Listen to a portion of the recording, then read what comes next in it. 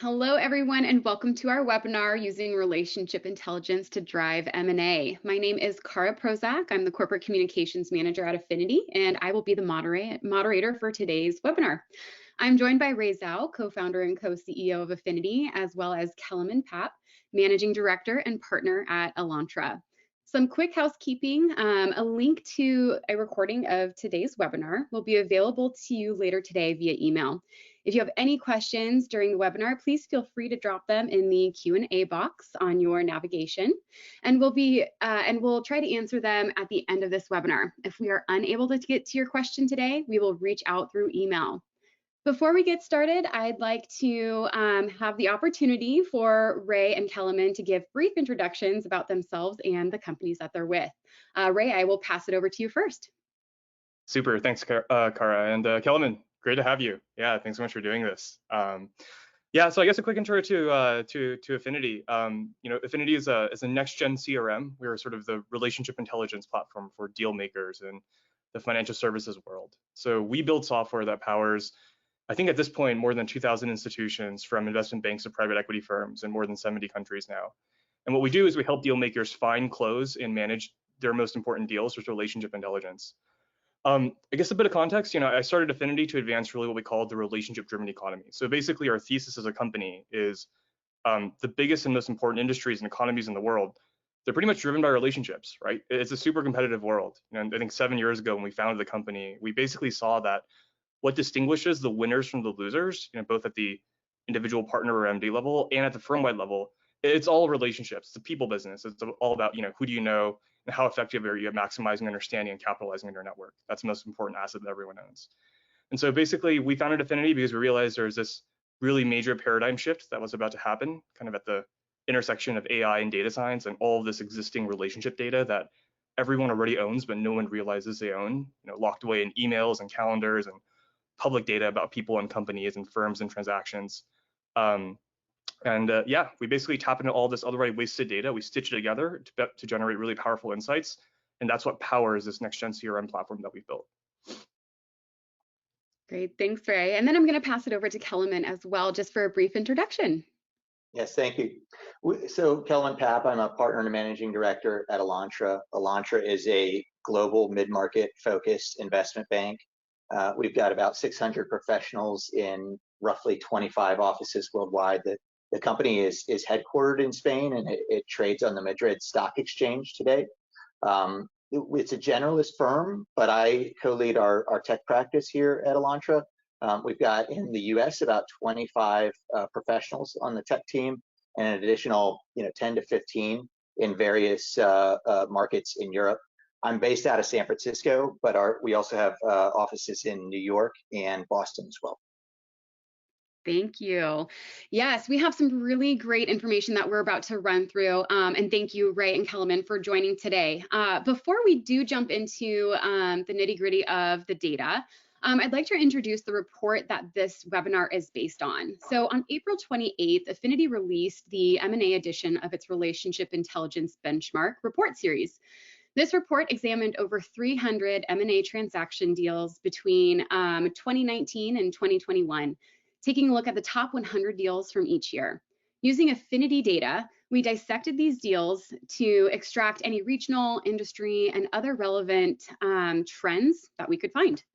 We also used investment banking industry data to review high-level trends in the M&A space. Lastly, we used aggregated and anonymized data extracted from the Affinity platform to get an understanding of how our clients are using the Affinity platform and what is driving their success in the M&A market. If you'd like to read more of this report or the full report, I'd encourage you to visit affinity.co/mandates and download it after this webinar. With that said, let's get started. So the first trend we looked at in our report was M&A deal volumes and sizes going back to 2011. What we saw was that the deal volumes are back to 2015 levels, and the median deal sizes have reached the highest volume on record. Internally, we see that Affinity clients have generated 25% more mandates month over month in 2021 compared to 2022 levels. So my first question is going to go to Kelemen. Speaking on in broad terms, how has market activity changed in 2021 versus 2020? And where do you believe the trends are pointing to for 2022? Any observations or on deal quantity or deal size?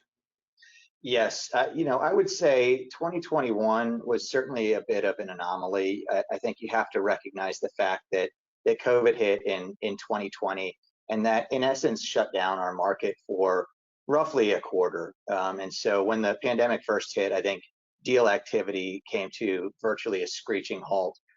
That said, once people got accustomed to working remotely, tools such as Zoom and others, the deal making became quite active and robust in the back half of the year, and I think that really led to quite a lot of activity going into 2021. And I think what you experienced there was a phenomenon where a lot of projects that were maybe kicked off in 2020 or even 2019 but got put on hold over the pandemic ended up closing in early 2021. And so we had a very, very strong Q1 in 21, and I believe that that's probably true of many other firms like ours. And so, yes, 2021 was a great year, but I think it was an anomaly because you're talking about a situation where you went into the year with a tremendous amount of backlog. Yeah. So, Ray, this is going to be pointed to you a little bit, but assuming that fewer deals are going to happen throughout 2022 and that 2021 was an anomaly, for a more competitive market with banks, how are banks likely to respond, and where can Affinity contribute to these deals continuing throughout 2022? Yeah, 100%. Yeah, also it's super interesting what you had said. Maybe just coming back to that, Kelman, for a minute, right? Like, I feel like that was just true generally across the entire board. Even beyond banks. I mean, we're a technology company ourselves. A tech startup, and we also work with a lot of private equity, venture capital funds, firms as a business. And it was really sort of this universal thing. The world kind of held its breath at the start of COVID, and it ended up coming back faster than any of us could have imagined. There's this question of, is technology kind of adoption, activities are going to slow down, and it actually ended up speeding up.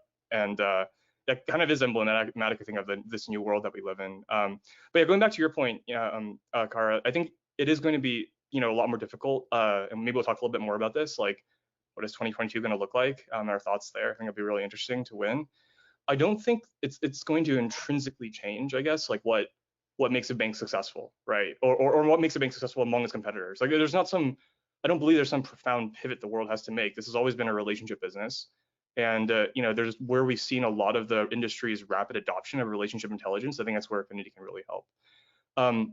So to sum it up, I think where Affinity kind of plays a role specifically, and generally relationship sort of management, relationship intelligence technology, is helping banks maximize the return on their time building relationships and fulfilling mandates, and then automating away all the sort of background data drudgery of keeping all of those tools that surround those processes up to date. So it's really interesting. I think there's sort of this falsehood I've noticed, like talking to a lot of folks in the investment banking industry, that you basically have to do a trade-off between how much time you maximize on actually building relationships and executing mandates versus having like really up-to-date and clean and valuable CRM data. Like these are sort of two mutually exclusive things, as in you can't have one without sacrificing the other. And when you think about it for a moment, it makes sense why people would believe that, right? Like as a partner or MD, you're basically constantly in the business of asking yourself the question, what's the best ROI for my time? Like how do I deploy my time in a way as effectively as possible to maximize the success of my clients or the new clients that I can win? Like time is a scarce resource here. And so like, who do you invest it in? How do you invest it? What do you invest?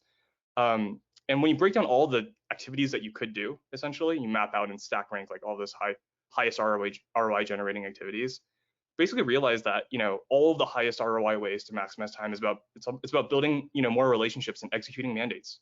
It's probably something like 95% of what, investment bankers, the great partners and MDs already spend their time on, should be spending their time on, right? And there's sort of way too much to do and not enough of this like time resource. And probably the literal bottom of that list is entering data into CRMs, into spreadsheets, really keeping all that data up to date by hand. That's probably the lowest ROI thing you could do.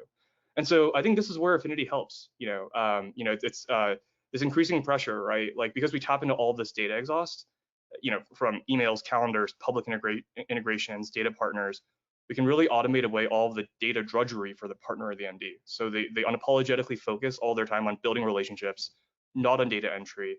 And that basically helps, people, everyone show up smarter in meetings, win and close more. You can have your cake and eat it too.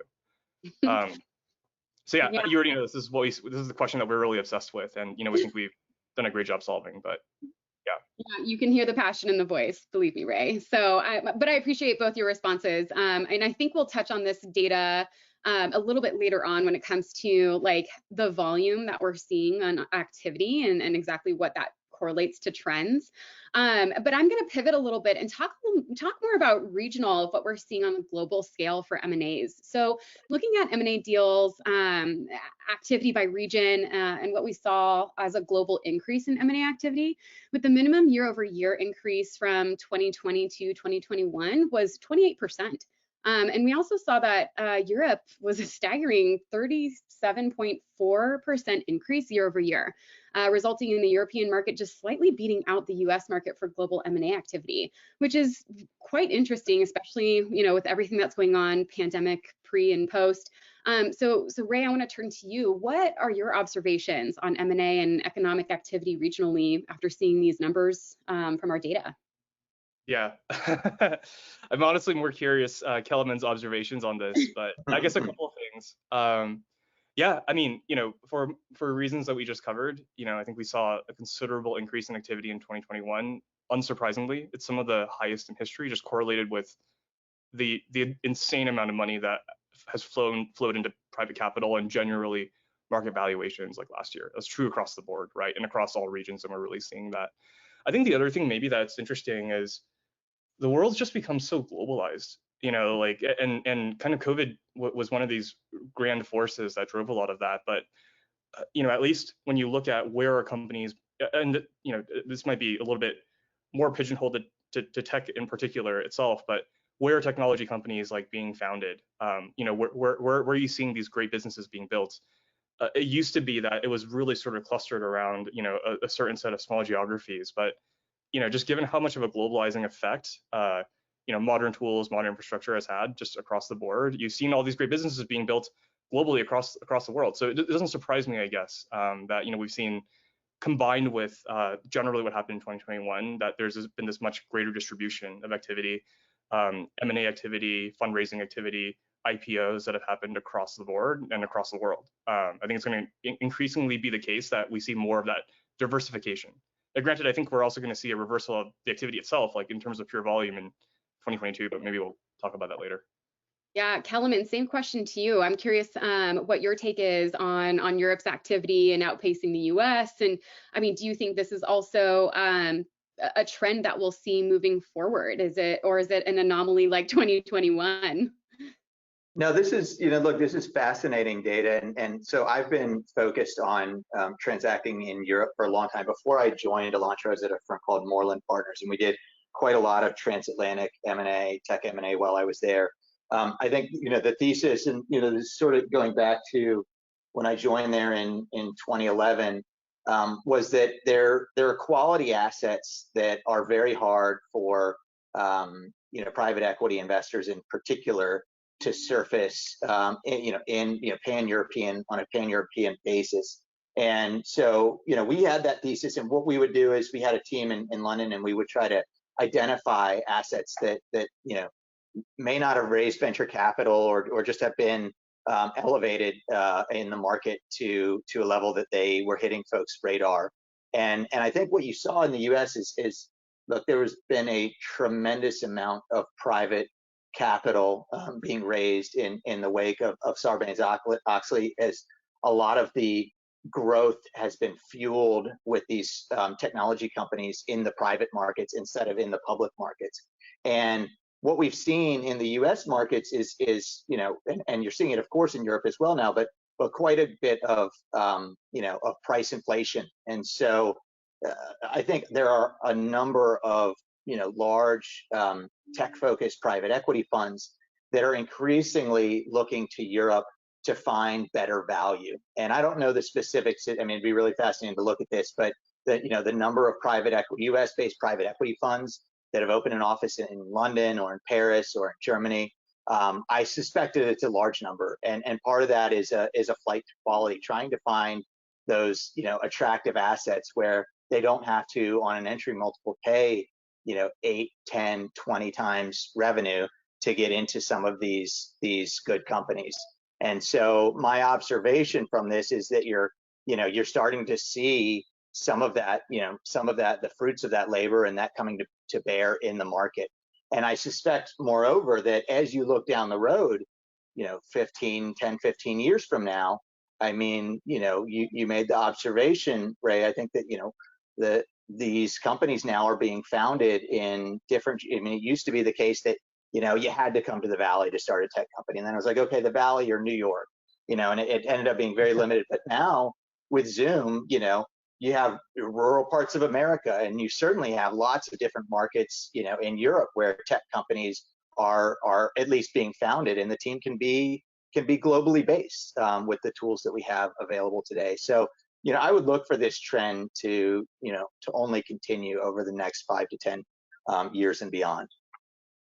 Yeah, again, I think that does point to what Ray had mentioned is a lot of these companies are global, are expanding, and I think the pandemic has really shown the reach that can happen with organizations now. And additionally, we're starting to see a lot of new entrants into that market. So I'm gonna move forward into another question that's a little bit more specific, or an insight that's a little bit more specific. Something interesting that we found was the consistency of which banks receive the most mandates each year. So as we looked at data between 2016 and 2021, the top 10 list of banks remained fairly consistent. In fact, in the 6 years between 2016 and 2021, 9 of the same banks made it to the top 10 list, for at least 4 years. However, in 2021, almost pointing back to that anomaly, is we saw a couple of first timers in that list, including Piper Sandler, William Blair and Company. And so this brings me to a question. I'm going to point back to you, Kelemen. As we see new entrants coming into this top 10 list, does this signal to you that there is currently more potential upside in firms focused on M&A activity in specific sectors? Well, look, I mean, I think first and foremost, I got to figure out why aren't listed on this list.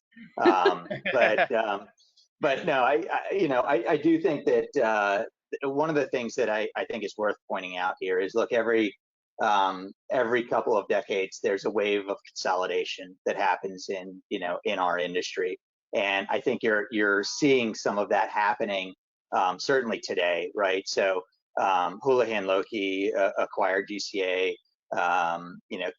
Canaccord made a big acquisition last year. Stifel acquired my old firm Moreland. So you're seeing a lot of consolidation within this ecosystem, which is going to, move the names around a little bit in terms of how you account for some of that deal volume. But I certainly think that there tends to be waves where there's consolidation, and then usually the partners stay on, and then a lot of times they spin out and they start new firms of their own. And so I think we're starting to see in this industry a new wave of firms being born in the at least in the tech part of the ecosystem, and I assume that some of those firms have done already quite well, and I expect over time you're going to start to see some of them starting to crack, maybe not top 10 lists, but certainly in terms of number of tech mandates awarded, you're going to start to see some new names emerging as these firms sort of proliferate in the ecosystem. Mm-hmm. And Ray, as a founder in the technology space, what have your observations been in the 2022 discussion taking place for tech companies looking to engage in M&A activity? Yeah, it's so 2022. I think it's a whole. It's been shoring up to be a whole different beast, right?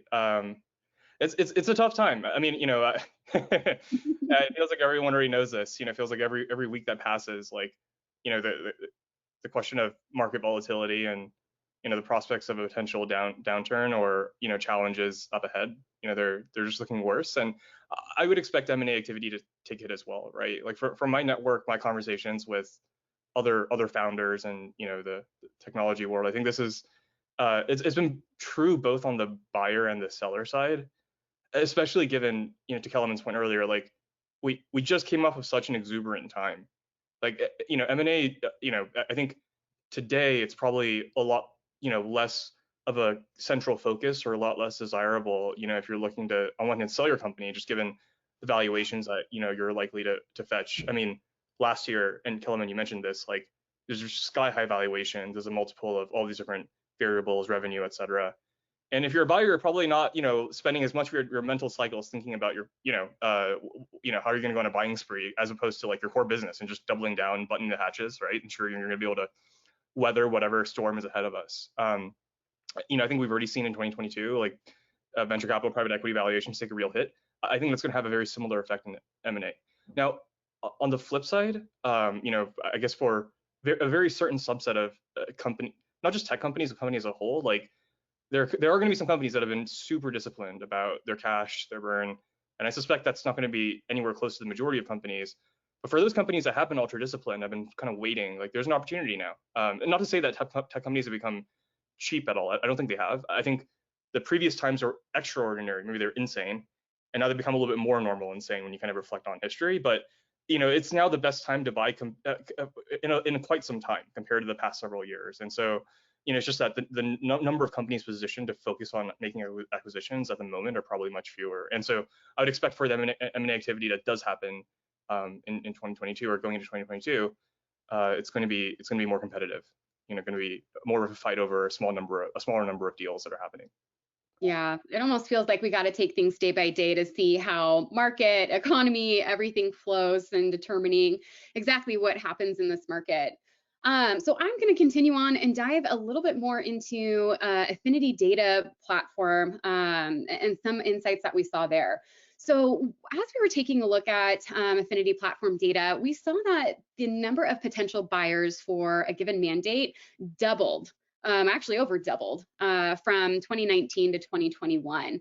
I know we've spoken a little bit about mandates. We've talked a little bit about 2021 kind of being an outlier here, but Ray, I would love to know, how do you think technology plays a role in banks finding more potential buyers for their mandates? You kind of touched on that a little bit earlier. Yeah, definitely.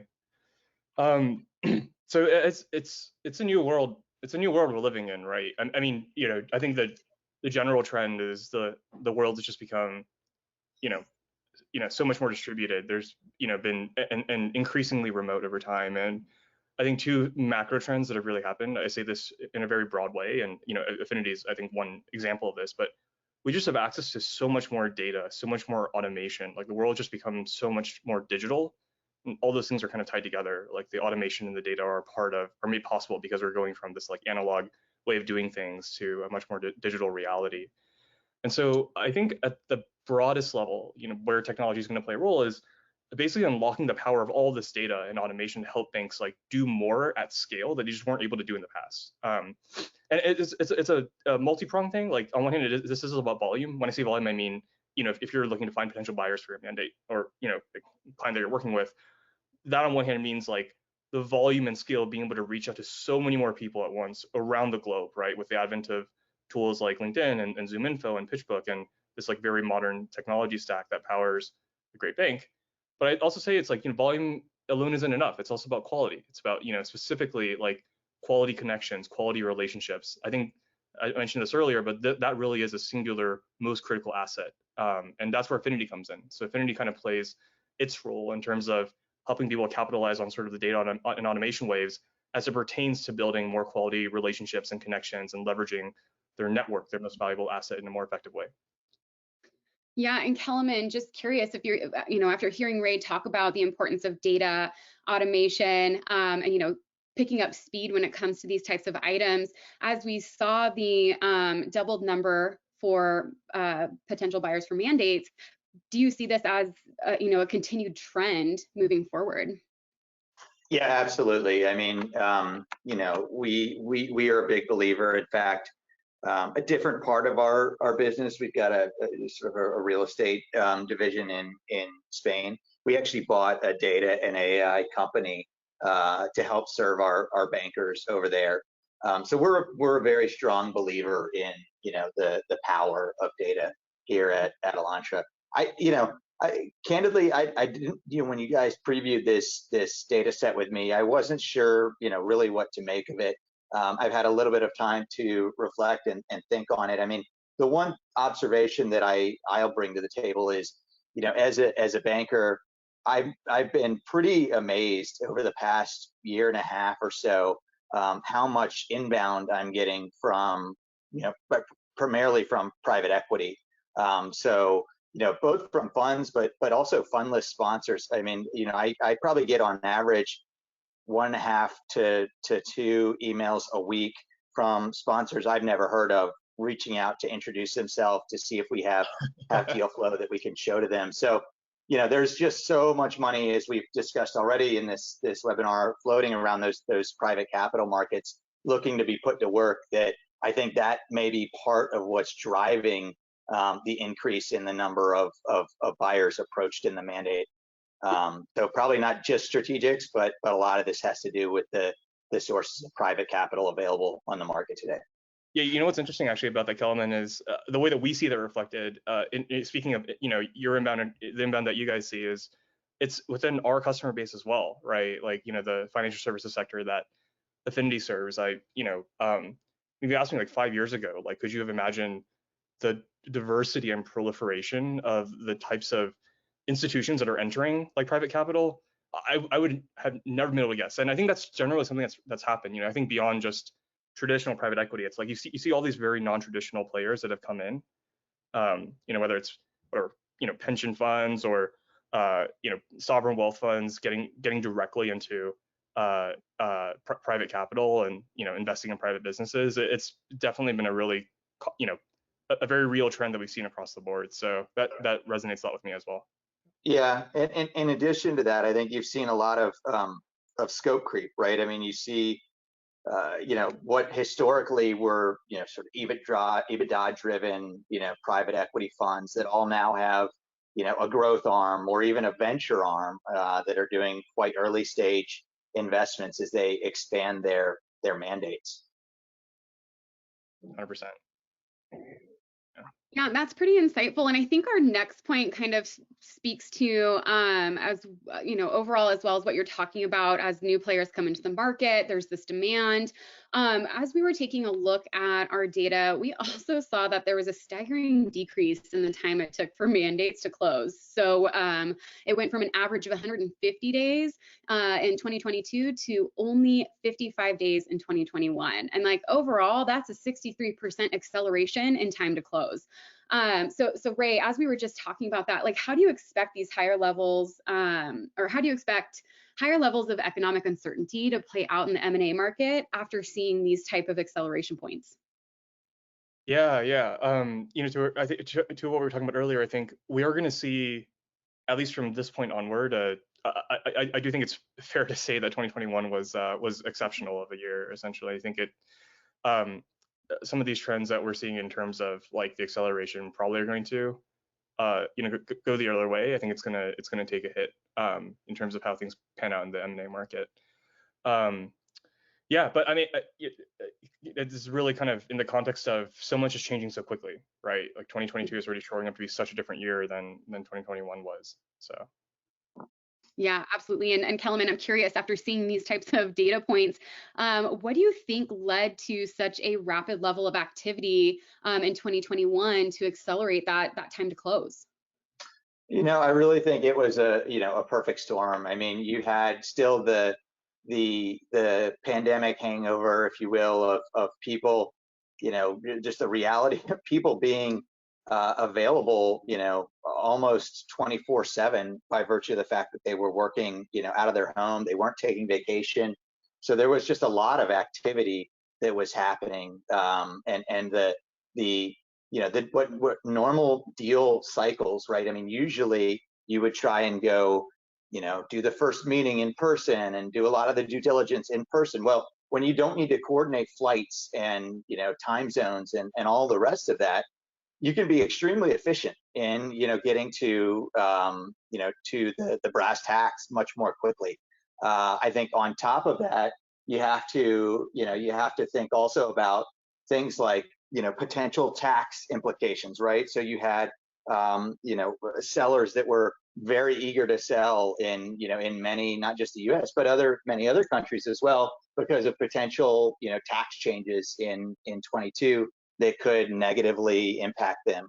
And then, last but not least, certainly you had, again, going back to the massive amount of private capital being put to work. You think of an increasingly hyperinflationary environment. It does them no good to sit on that cash. So deploying it as soon as possible is really in the buyer's best interest as well. So you really just had this perfect storm, which I think resulted in a lot of very efficient, very quick, probably unsustainable levels of activity in terms of deal closings.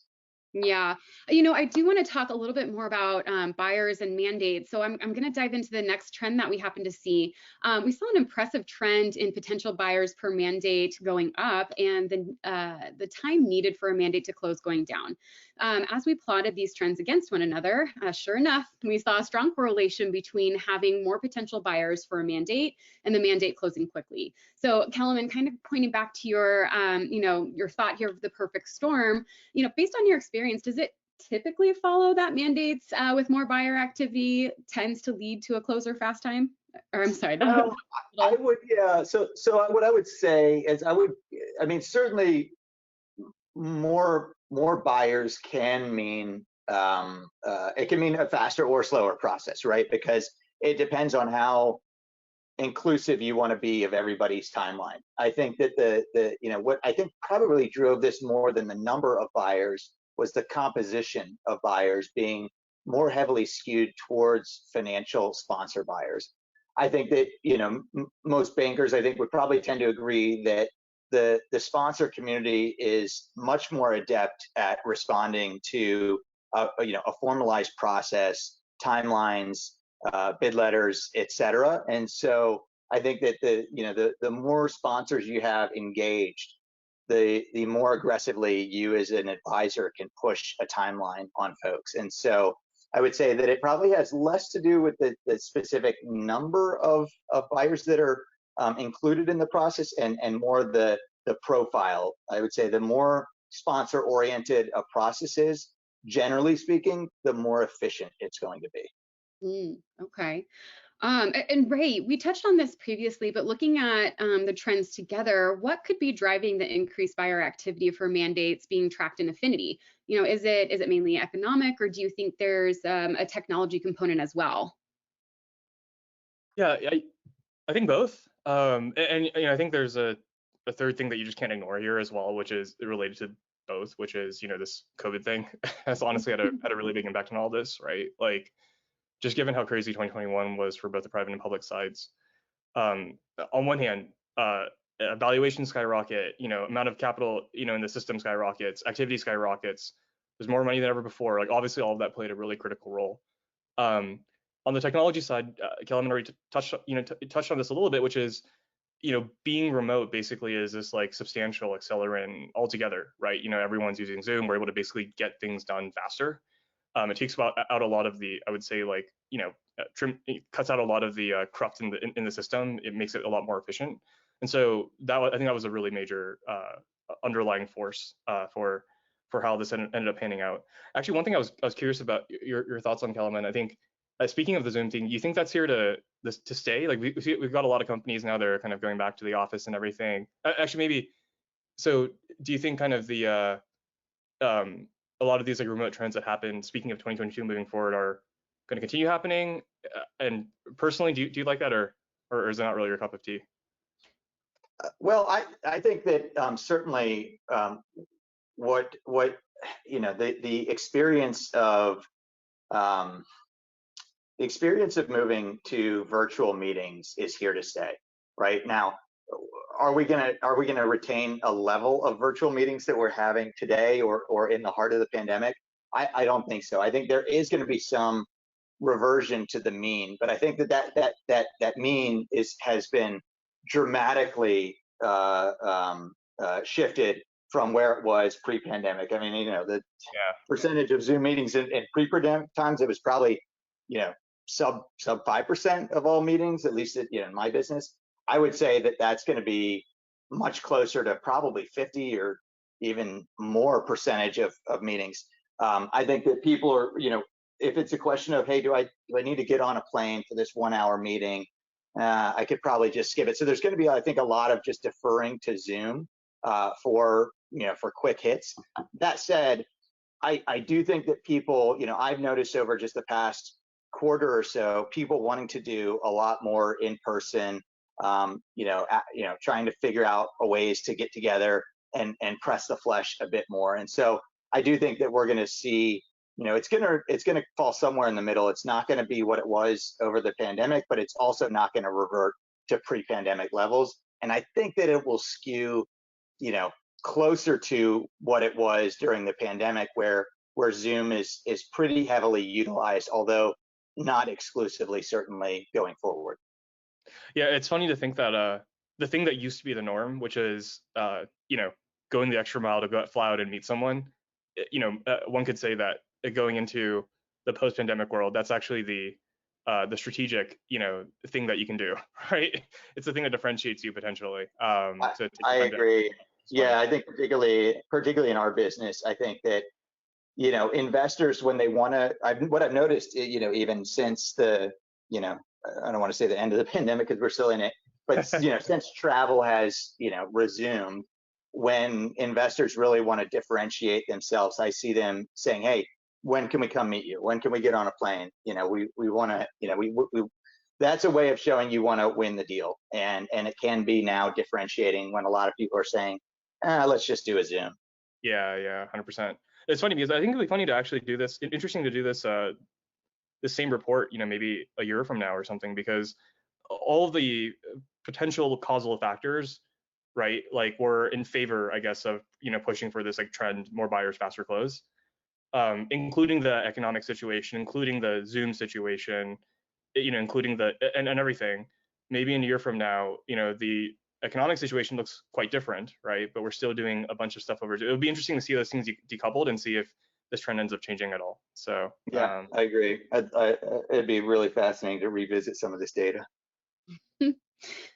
Well, thank you both for the input there. And I agree, the norm, especially with business, has totally changed. And I think we'll see over the next couple of years, probably that still be affected from what we've seen with this pandemic. So I'm going to move on to the next and talk a little bit more about the report. So the question we ultimately wanted to answer with this report was, which levers can investment bankers reliably pull on to close mandates more quickly? To answer this, we wanted to answer a related question: which activities led to more potential buyers for a mandate? The first set of trends surprised us. We plotted the number of emails sent and received against buyers per mandate. We also plotted network growth, the number of contracts added to a user's database against buyers per mandate.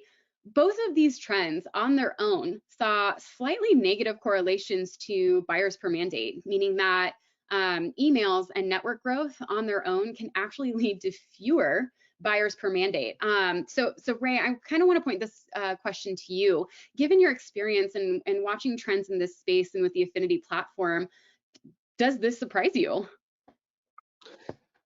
Yeah, at least at first glance, I certainly thought so. It's counterintuitive, right? And I think, curiously enough, like we've done a very similar, relationship intelligence report on the private equity side, and I think we saw much stronger, positive, intuitive correlations, between this kind of activity and the deal making activity that's happening, in the private equity world. But I think it's one of those things you have to keep in mind, like, email sent and network growth are interesting proxies. It's not, correlation doesn't necessarily equal causation.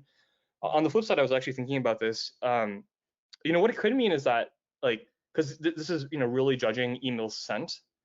What it could mean is that just due to the overall increase in the volume of activity happening more broadly, maybe what it means is that it took a lot less in the way of like brute force effort, to close mandates and get deals done, right? It's hard to say looking purely at the trends, but I don't know, maybe Kelemen's getting so many, emails from inbound emails from, these, new private equity firms Mm-hmm.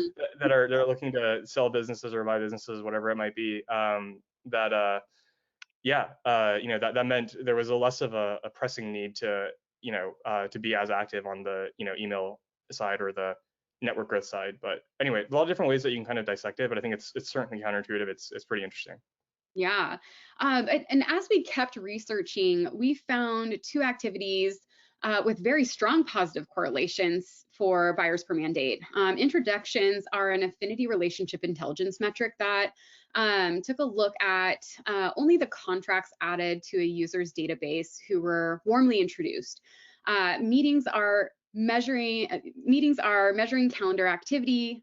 Increases in both of these metrics have a very strong positive correlation. So we did talk about, the landscape of going more towards Zoom and having the at your fingertips, being able to set that meeting. So Kelemen, I want to point towards you and ask this: has this been true in your experience with warm leads leading to stronger positive correlations to buyers per mandate? I don't know if I would say could point to warm leads leading to more buyers per mandate. I will say that I do think warm leads certainly generate better, on average, better results for the process in general, right? So if you get a warm lead to a buyer, generally speaking, that lead is much more engaged than somebody who's been cold called, and is much more probable to result in a transaction being effected. So I don't know that I would necessarily correlate it to the number of buyers per mandate, but I would certainly say that probably the more warm leads you have on a given process, the higher the probability of closure is. Yeah. That completely makes sense. I think we were just interested in seeing this, positive correlation between them. Again, I kind of go back to this conversation that you and Ray just had about how these meetings are more frequent, and maybe that's why less emails are required, or we saw a decrease in emails because more meetings were happening and more warm introductions were being utilized. Well, and I think you also don't gloss over the fact that while email, I think, is still the de facto channel for communication in M&A, I do think that you're starting to see, WhatsApp, SMS, and other forms of communication, certainly engaging with your client. I would say that that's probably the starting to become almost the primary channel of communication with clients, and to an extent, we are starting to see a little bit of it with buyers as well. It's incredible insight, Kelemen. Yeah. It sounds like a strong case for, that to be next on the product roadmap. Well, and in fact, I'm glad you bring that up. We just completed a transaction with one of the, I can't name names, but I'll say one of the CRM majors, in which we sold them an automation solution that allows them to better integrate systems of communication, such as chat, with systems of record, i.e. CRMs. And I'll pass along the details should be announced this week. But I think you're going to see more of that type of trend continuing. And I think, Ray, that goes to exactly what you were saying at the outset of the call, which is it's not a good use of my time or even my analyst's time to be populating our CRM. And to the extent that we can use workflow tools and AI to do that automatically, that's going to make us more efficient and more productive in our jobs. Totally. Yeah. There's just like kind of interesting philosophy that we talk a lot about at Affinity, which is there's so much of a scare around, is AI, is it here to replace people's jobs or take over the job? And I think like probably a much more realistic lens is the prerogative of, building these really automated intelligent systems is it's to basically free the human being of like doing all of these things that computers are better at doing, so they can focus more on the things that humans are uniquely good at doing, right? Which is building relationships, like getting to know people, like really fostering these organic connections in your network. And so yeah, that's kind of the ideal state, kind of it just works in the background for you and lets you focus on the things that are the best use of your own time really effectively. So yeah, Ray, that points to your comment of time being a scarcity of resource for a lot of people. So as yeah, we look towards this automation and ease of use for workflows, I think that'll be, a critical thing, especially in this industry. So I'm gonna continue on and to the conclusion of our report here. And the conclusions drawn from all of this data boils down to something simple and intuitive. Quality matters. More importantly, quality drives key metrics, while quantity, unregulated and on its own, can be a distraction and potentially lead to worse performance. So banks who can easily filter their massive contract lists to find potential shared connections leading to introductions and meetings will have a massive advantage over banks who are simply focused on the more of activity. So, I think throughout this entire webinar, we all touched on it. But Ray, I'm going to ask you a very pointed question: is how should banks think about network building and relationship intelligence as a tool for a competitive, a competitive metric? yeah, absolutely. Yeah. So I think we talked about this a couple of times, but I think investment banking it's fundamentally a people business, right? So it's a relationship business. It's inherently about how do you leverage connections, expertise in different markets, different industries and sectors to really help your clients succeed. So my perspective is that the most forward-thinking investment banks are and partners and folks at these firms, they should be thinking about their relationships and the technology that enables them from this very strategic perspective to find more potential buyers, because it's not uniquely about like it's not uniquely about how you outperform market trends in industry today, because that's always the way that it's ended up working, right? It's all been a function of leveraging this really strategic asset. So there's this question then, which is what's the role that technology plays in all of that in helping enable more meaningful connections and more meaningful relationships, and how it can be a very differentiating amplifying force. And that's what we're working on at Affinity. We're living generally, in this world where people are drowning in more data than they're able to analyze. They're more connected than they ever have been, doing more mandates than ever before, which we just covered. When you look at the numbers, it's really futile to manage it all by hand anymore. And so maybe the paper Rolodex would have worked decades ago at the banking industry's inception. That became obsolete. And now even the digitized version of these very manual tools like spreadsheets, legacy CRM, they just can't keep up with all the complexity of the communications, the connections, the relationships that drive investment banking. And so that's the need that we saw when we built Affinity. I think that's kind of the role that we can help play in helping banks build a more competitive advantage. Yeah, and Kelemen, you had mentioned it, that being able to have this data is critical to not waste anyone's time as we're moving forward in a business sense. So, how have you and your colleagues made use of relationship intelligence, and is it something that you consider adopting more in the future? Absolutely. As I mentioned earlier, I mean, we're big believers in data. We've just started using recently the Affinity platform, and so we're excited about the power and the tools that it can bring to our business. I think we'll continue to try to find ways to innovatively tap into the knowledge and relationships that we have here within our firm. I mean, I think we have today some interesting unique processes that help us tap into that. But to the extent that we can find more software and more tools like the ones that Affinity have to offer, we're certainly on the lookout always for new tools and new technology to help us improve the way that we're running our business. Yeah, I'm taking a look at my watch here and we're running a bit over, and I'd like to be mindful of everyone's schedule. So this seems like a great place to wrap up. If you did leave a question in the question and answer box, someone from the Affinity team will reach out to you shortly. I'd like to again thank Ray and Kelemen for their time today and participating in today's webinar.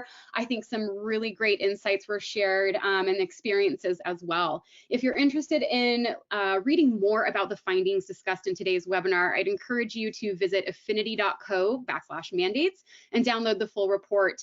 Again, thank you, Ray and Kelemen, and this concludes today's webinar. Thank you everyone for joining us. Take care. Thank you. Thank you.